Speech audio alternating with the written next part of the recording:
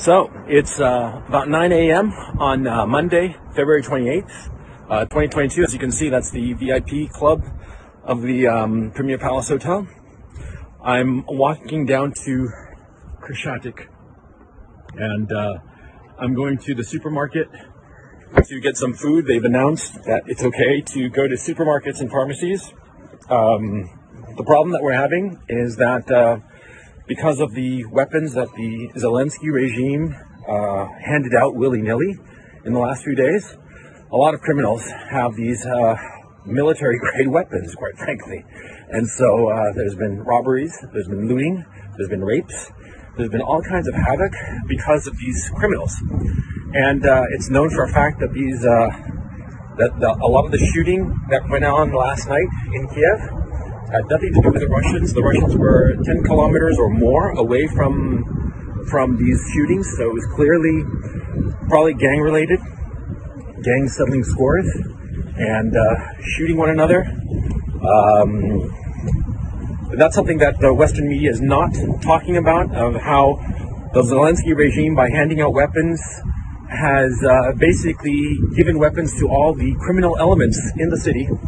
And the criminal elements in the city are, first of all, figuring out their dominance hierarchy and this anarchy that the government has created.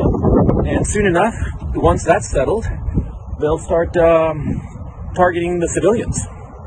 That's what the Zelensky regime has done, okay?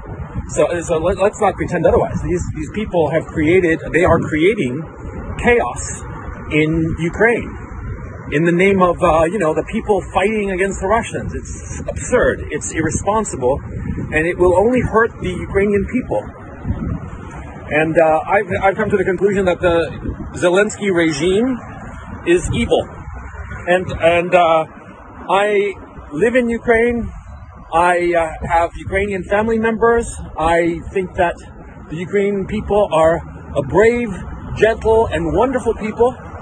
But at this time, I think that the Zelensky regime has gone insane and should be,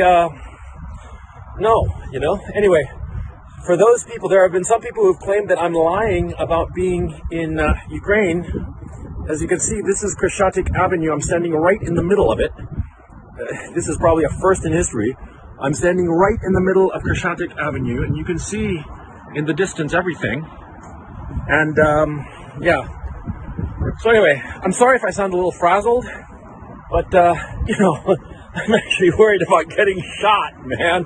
Not shot by the